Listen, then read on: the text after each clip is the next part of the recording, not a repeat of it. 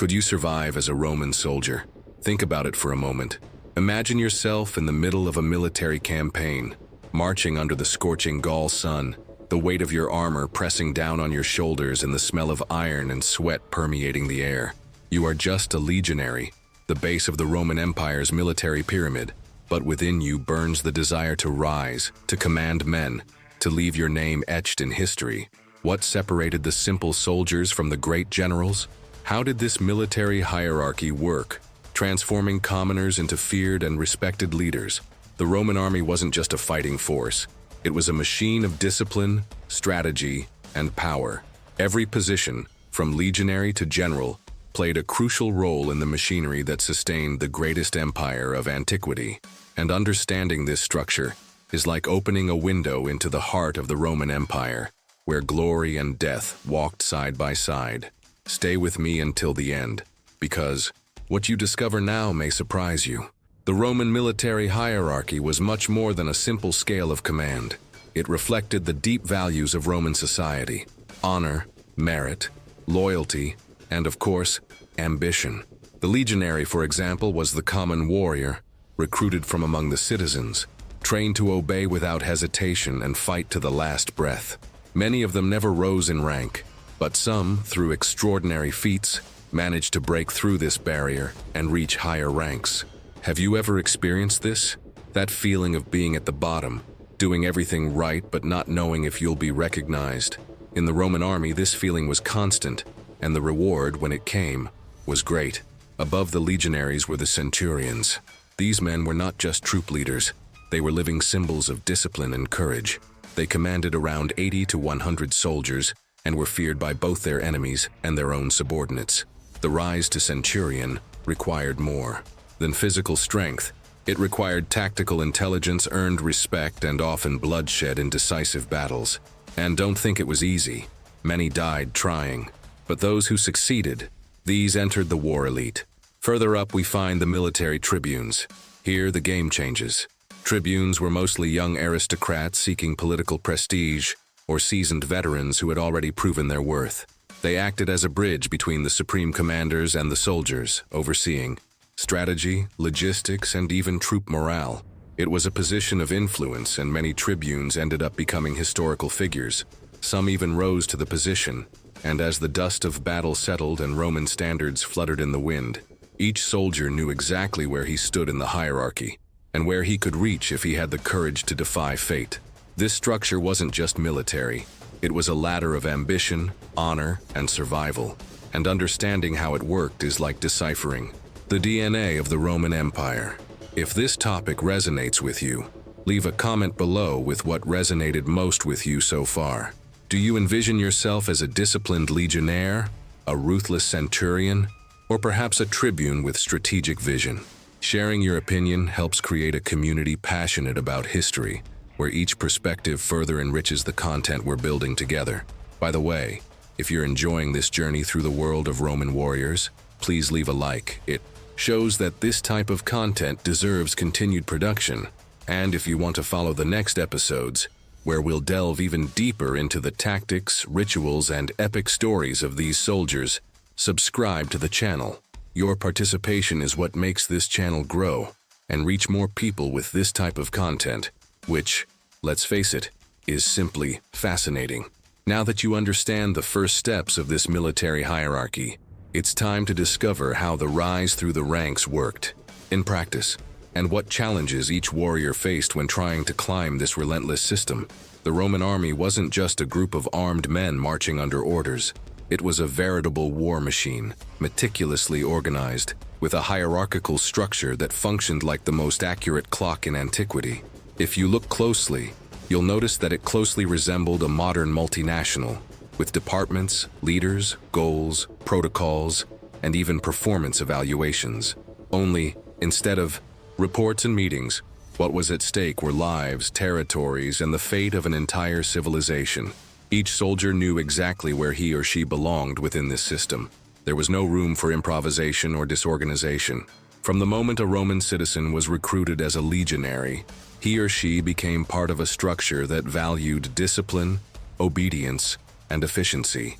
It was like embarking on a journey of personal transformation, where the warrior's mindset was shaped day after day, not only by physical training, but by the military culture that permeated every detail of camp life. The Roman legion was divided into smaller units called cohorts, and these cohorts were further subdivided into centuries. Each century was led by a centurion, who served as a field manager, responsible for maintaining order, meting out punishments, leading the men into combat, and ensuring that each mission was carried out with precision. Above the centurions were the tribunes, who acted as strategic coordinators, handling broader decisions in the behind-the-scenes aspects of war, logistics, supplies, communication between legions, and even diplomatic negotiations in some cases. At the top of the pyramid were the generals. They were the great leaders, the strategists, the visionaries. They had the authority to make decisions that could change the course of a war or even redefine the empire's borders. But the most interesting thing is that, despite this rigid hierarchy, there was room for advancement. A legionary who demonstrated courage, intelligence, and loyalty could indeed rise in rank. And this happened more often than one might imagine. It was as if the Roman army offered an invisible ladder, where each step required not only strength but also accurate decisions, and a clear vision of the impact each action could have. This structure wasn't static. It evolved as the empire grew, faced new threats, and adapted to changing cultures. And this is where the hidden truth behind Roman glory comes in.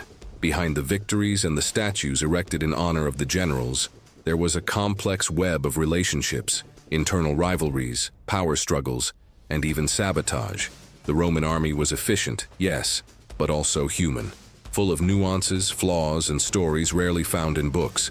Now I want to delve even deeper into this subject, because understanding how each role operated within this structure is essential to revealing the behind-the-scenes story of the Roman military's rise. And when we begin to examine the details, how centurions were chosen, what differentiated one tribune from another, and what the criteria for becoming a general were, we realize that this journey wasn't just about brute force. It was about strategy, influence, and above all, mindset. Comment here, I'm on this journey too, if this dive into the structure of the Roman army makes sense to you. Being a Roman legionary wasn't just donning armor and wielding a sword. It was embarking on a journey of profound transformation, where body, mind, and even identity underwent a kind of brutal reshaping. Recruitment, in many cases, began early. Young Roman citizens, driven by promises of glory, land, or simply the need to survive, volunteered, although in times of crisis, enlistment could be forced. And once in, there was no turning back. The training was exhausting, almost inhumane. Endless marches with over 30 kilograms of equipment, combat simulations, fortification construction, strict discipline, and severe punishments molded the ideal soldier, resilient, obedient, and lethal. The legionary's basic equipment was an extension of his own body. The gladius, a short, sharp sword, was designed for close combat, where every movement could mean the difference between life and death. The shield, called shield, was not only used for defense, it was also an offensive weapon, used to push, unbalance, and open up space on the battlefield. The armor, known as segmented lorica, was made of articulated metal plates, offering protection without compromising mobility. All this was accompanied by reinforced sandals, a simple tunic, and a belt that, curiously, had symbolic value. When a legionnaire was punished, the belt was removed, as if his honor were temporarily suspended. But what truly defined a legionnaire's routine wasn't the combat itself, it was the time between battles. Most of military life was spent in camps, built with geometric precision, where each soldier had specific duties. They dug trenches, built walls, cooked, cleaned weapons, trained incessantly, and, above all, waited. They waited for orders, waited for conflict, waited for recognition. And in this waiting, many were lost. Most died without ever rising in rank, without leaving a trace, without even being remembered. But some, through bold decisions and extraordinary deeds, changed history. These few who rose to the top weren't just strong. They were strategists, natural leaders, men who could read the battlefield like someone deciphering a secret map. They understood that true strength lay not just in muscles, but in mindset. They knew that every gesture, every word spoken to a comrade in arms, every choice made under pressure could have a direct impact on the outcome of a war. And therein lies the hidden truth about the legionaries. Behind their uniformed appearance and blind obedience lay individuals with unique stories, dreams, fears, and ambitions that went far beyond the sword. Now I want to delve even deeper into this subject, because understanding what made a legionary stand out among thousands is like revealing the inner workings of a silent elite. It wasn't just about physical strength, it was about decision-making, about how to handle adversity, about how to turn each mission into an opportunity for advancement. And when we begin to observe these details, we realize that the Roman army was, in fact, a fertile ground for human revelations, where anonymity could be shattered by a single act of courage. Comment here. That makes sense to me if you also believe that true greatness begins at the base, where few see, but many dream. If the legionary was the solid foundation upon which the Roman army stood, the centurion was the pillar that sustained order, discipline, and respect within the ranks. Being promoted to centurion was like becoming a war manager, not only because of the responsibility of commanding between 80 and 100 men, but also because of the authority that came with the position. And this authority was not symbolic. It was lived, feared, and in many cases revered. The centurion was not chosen by luck or political influence. He rose through merit, bravery, and above all, his ability to make decisions under pressure, amid the chaos of battle. The transformation from a simple legionary to a centurion required more than physical strength. It was a journey of self-improvement, where every action was observed, every failure punished, and every display of leadership could be the key to climbing the ladder. Centurions were known for their firm posture, commanding voice, and gaze that pierced the soul of their soldiers. They didn't just give orders, they inspired obedience. And this came from experience. Many of them had already faced dozens of campaigns, survived ambushes, led charges, and proven, time and again, that they knew how to lead men to victory. Discipline was the heart of the job. A centurion who didn't maintain absolute control over his century endangered the entire structure of the legion. That's why they were harsh. Corporal punishment, public retribution, and extreme demands were part of the routine. But curiously, this rigidity didn't just generate fear, it generated respect. The soldiers knew that under the command of a good centurion, their chances of survival increased. And more than that, they knew they were being led by someone who had already experienced everything they were experiencing. Behind the scenes in the army, centurions also played a strategic role. They were the eyes and ears of the tribunes and generals. They reported on movements, suggested tactical adjustments, monitored troop morale, and were often responsible for maintaining cohesion between different units. They were as if they were the invisible managers of a gigantic machine, ensuring that every cog operated with precision. And this role required a sharp mindset, capable of seeing beyond the battlefield, understanding the impact of each order, predicting reactions, anticipating problems, and maintaining a balance between authority and humanity. The rise to the rank of centurion was marked by symbolic rituals. The new commander received a short staff called vitus, which represented his power to punish and lead. This object, simple at first glance, carried enormous emotional weight. It was the sign that the man had crossed an invisible line. He had gone from being just another soldier to becoming a leader, and with that came recognition. Centurions earned higher salaries, had access to better accommodations in the camps, and in some cases, received land as a reward for their services. But what truly set them apart was their legacy. Many centurions left profound marks on Roman military history, remembered for their courage, intelligence, and ability to inspire their men, even in the darkest moments. Now I want to delve even deeper into this subject, because understanding how the tribunes ranked above the centurions and how their functions extended beyond warfare reveals a strategic and political layer that few are aware of. And when we begin to explore this level of the hierarchy, we discover that the Roman army was not just a fighting force, but a field of influence, decisions, and revelations that shaped the fate of entire empires. Comment here. That makes sense to me. If you also believe that true leadership is born from experience and the courage to face what no one wants to face, while centurions maintained order in the ranks and ensured that each soldier was combat-ready. There was a figure who moved between the war's backstage and the corridors of power, the military tribune. Unlike centurions, who rose through merit and sweat, many tribunes came from aristocratic families carrying with them not only ambition, but also political connections and a refined education. It was common for young men from the Roman elite to be appointed tribunes to begin their public career, almost like a military internship that paved the way for higher positions within the empire. But not everyone followed this path out of privilege. Some tribunes were seasoned veterans, soldiers who had proven their worth in countless campaigns and who, through merit and respect, earned the right to occupy a strategic position. The tribune's role went far beyond tactical leadership. He was the link between soldiers and generals, responsible for transmitting orders, organizing supplies, coordinating movements, and in many cases making critical decisions in the field. It was as if the tribune were the brain connecting the legion's muscle to supreme command. This position required a sharp mind, capable of handling pressure, diplomacy, and strategy simultaneously.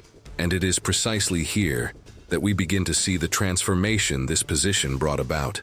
Many tribunes throughout history not only commanded troops, they shaped policies, influenced imperial decisions, and in rare cases rose to the highest office of all, that of emperor.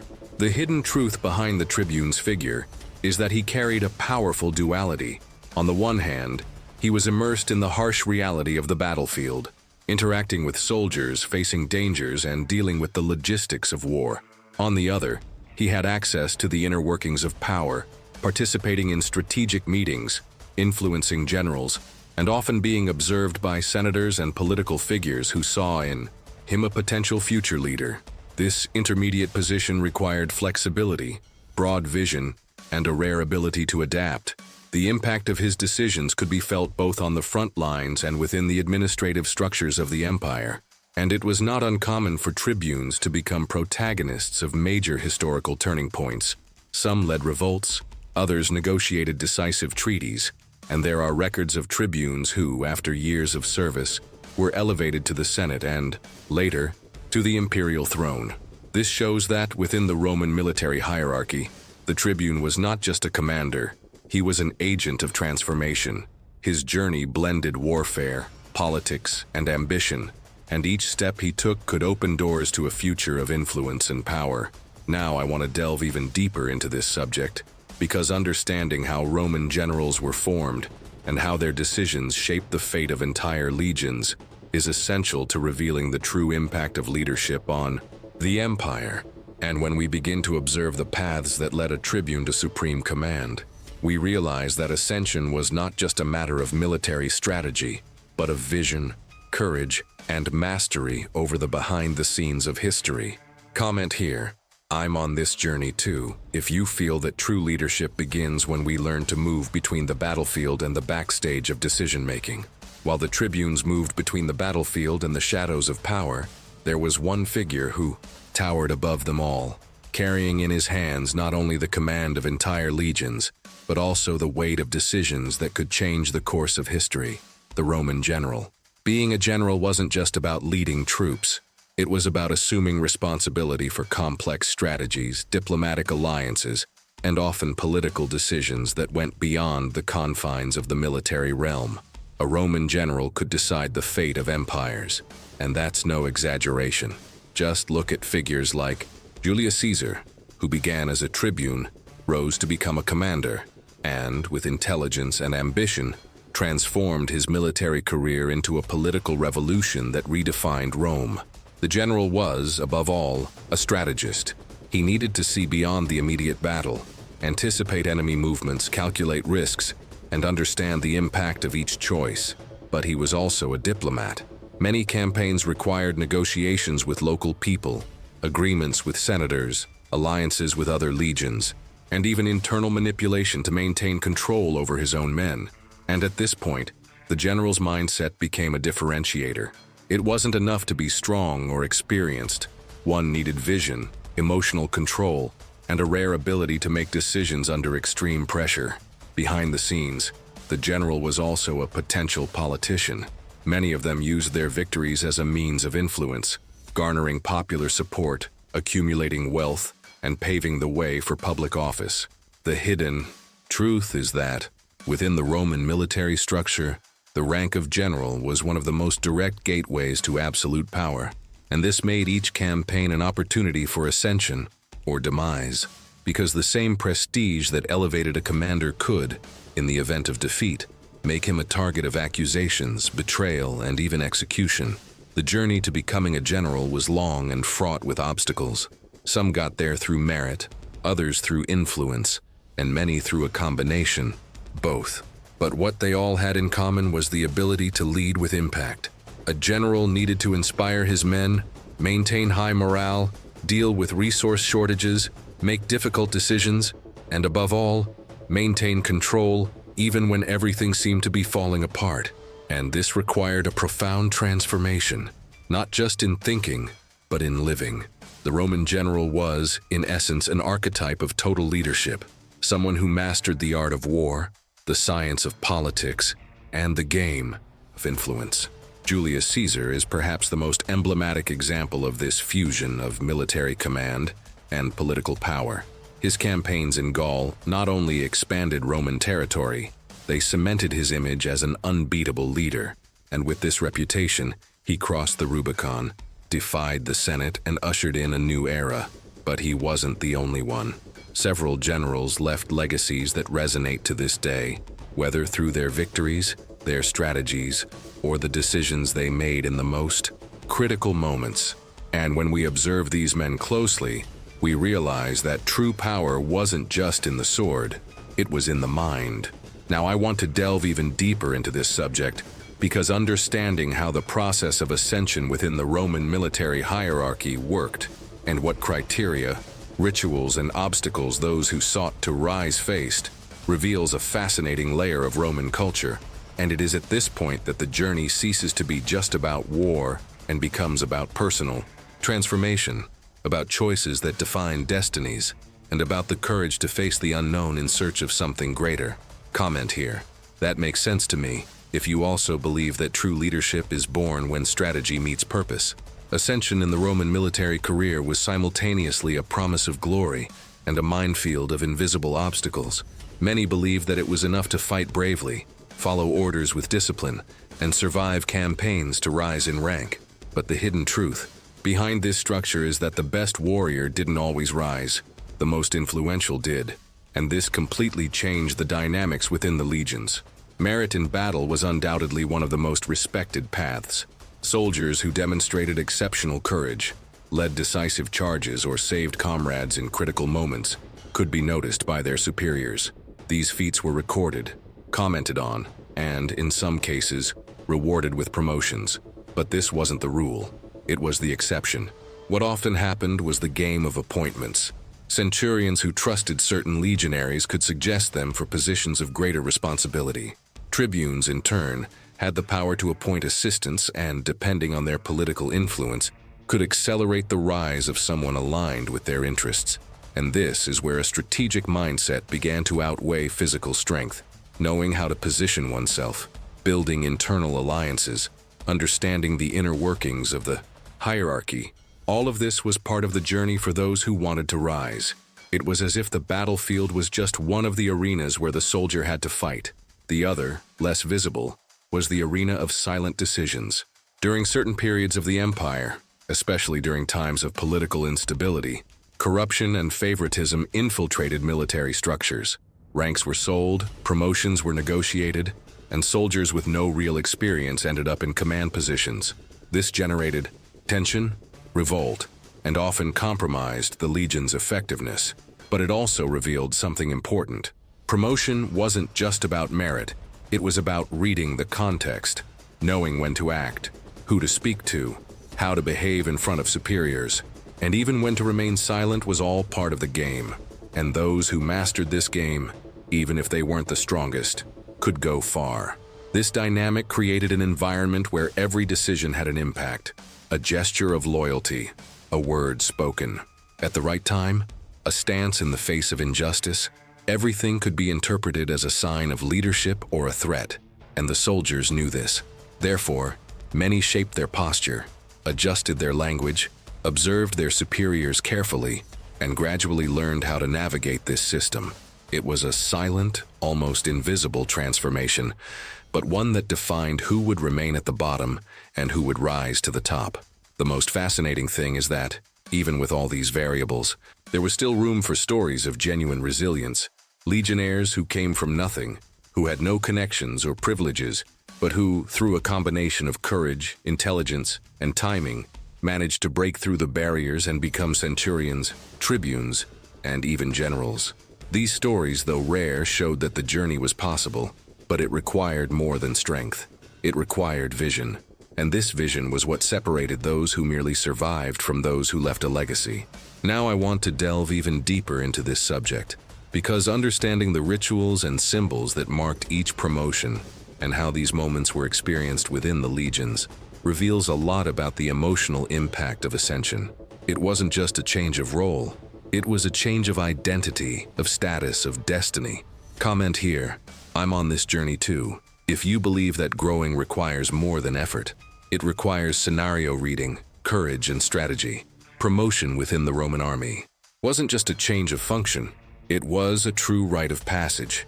When a soldier was promoted, especially to positions such as centurion or tribune, the moment was marked by ceremonies that blended tradition, symbolism, and emotion.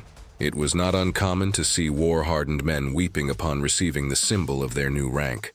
And it wasn't weakness, it was the weight of the journey, the recognition of years of effort, difficult decisions, and battles won, both external and internal. These ceremonies varied according to the period and region, but always carried a strong symbolic value. The new centurion, for example, received the vitus, a short wooden staff that represented his authority to punish and lead. This simple, almost discreet object was more feared than any sword. It not only marked a change in status, it reminded everyone that this man now had the power to shape the behavior of dozens of soldiers. And this power came with responsibility, constant vigilance, and a silent demand for excellence. Beyond physical symbols, those promoted also received honors that extended far beyond the battlefield. Gifts such as rings, special tunics, medallions, and even parcels of land were offered as recognition. In some cases, the new rank came with the right to wear a different, more elaborate uniform, with details that indicated their new position, and this changed everything. The way other soldiers looked at them, the way they were treated in camp, the space they occupied in meetings, everything transformed. It was as if the promotion reconfigured their identity within the legion. But what most marked these moments was their emotional impact. Many soldiers spent years waiting for this recognition. Some survived entire campaigns, saw comrades die, faced extreme hardship, and still weren't promoted. When it finally happened, it wasn't just a victory, it was a liberation, a sign that their journey had left its mark, that their presence had been noticed, that their story would not be forgotten. And this, within such a rigid and impersonal system, was profoundly transformative. Behind the scenes, these promotions also had a collective effect. They served as motivation for the other soldiers, a reminder that advancement was possible. And more than that, they reinforced the culture of merit, discipline, and honor that sustained the Roman army. Even in periods when corruption and favoritism attempted to undermine this structure, the promotion rituals kept alive the idea that effort could indeed be rewarded. It was a way of preserving hope, of keeping the flame burning even in the darkest moments. Now I want to delve even deeper into this subject, because understanding how social status changed after promotion and how this influenced a soldier's life outside the military reveals a little explored dimension of the Roman hierarchy. Promotion wasn't just a career advancement, it was a complete reconfiguration of that man's position in society, politics, and even collective memory. Comment here. That makes sense to me if you also believe that true recognition is that which comes after an intense journey, full of challenges and achievements. When we observe the Roman military hierarchy closely, it's impossible not to draw parallels with modern armies. The structure, despite being millennia apart, still carries fundamentals that remain alive in today's armed forces. And this is no coincidence. It's a legacy. The way Rome organized its men, distributed responsibilities, and promoted leaders directly influenced the models that came after. It's as if the Roman strategic mindset had transcended time, shaping systems that still define who commands and who executes. In the Brazilian army, for example, we have soldiers, corporals, sergeants, lieutenants, captains, majors, colonels, and generals. Each rank represents a level of responsibility, authority, and specialization. And, interestingly, the logic of promotion also involves merit, length of service, technical training, and in some cases, political influence. Just as in the Roman Empire, it's not always the bravest who rise, but rather those who understand the system, make strategic decisions, and know how to position themselves intelligently. Personal transformation continues to be the driving force behind promotion. In the American Army, the hierarchy is even more detailed, with clear divisions between officers and enlisted personnel, and a culture strongly based on performance, leadership, and academic background. Training programs, constant evaluations, and the demand for results create an environment where each career step requires technical preparation and a command mentality.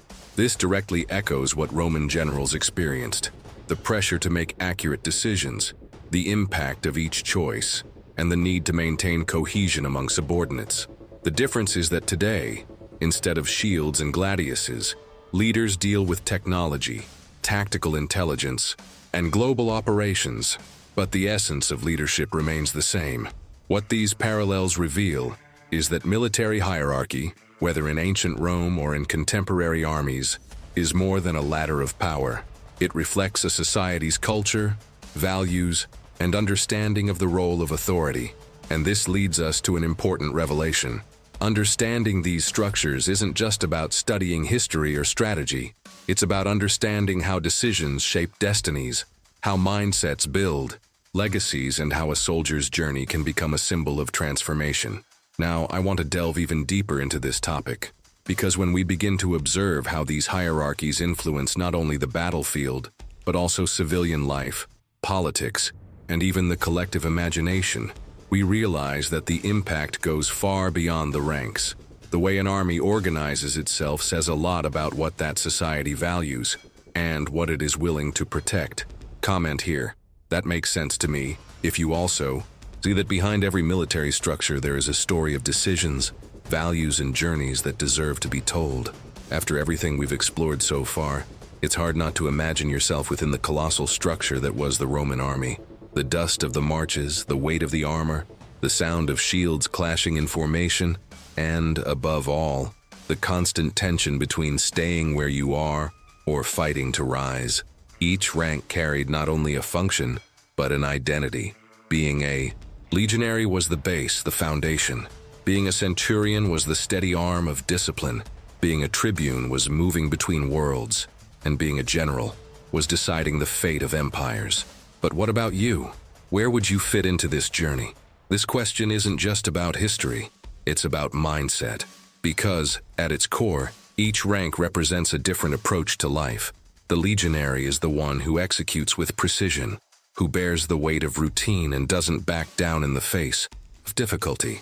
The centurion is the one who leads firmly, who demands, protects, and maintains order, even when everything seems to be falling apart.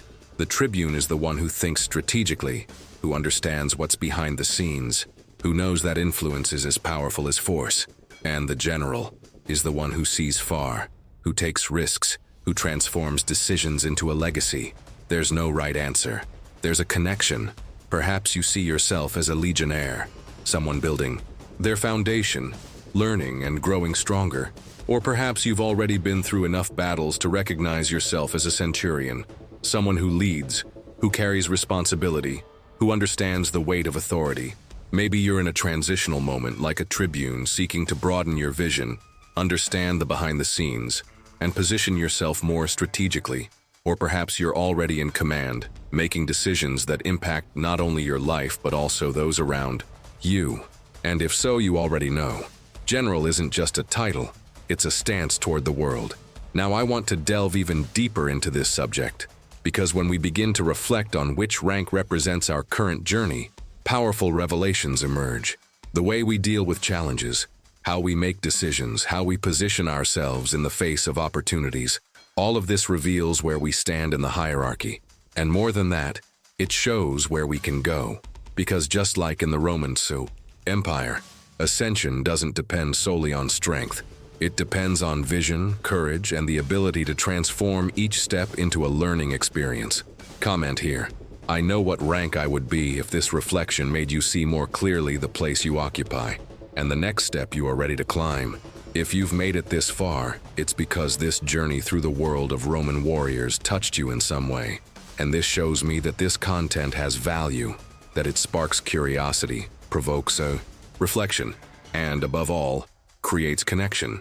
So, if this kind of conversation inspires you, if it helps you see history as something alive and full of meaning, subscribe to the channel.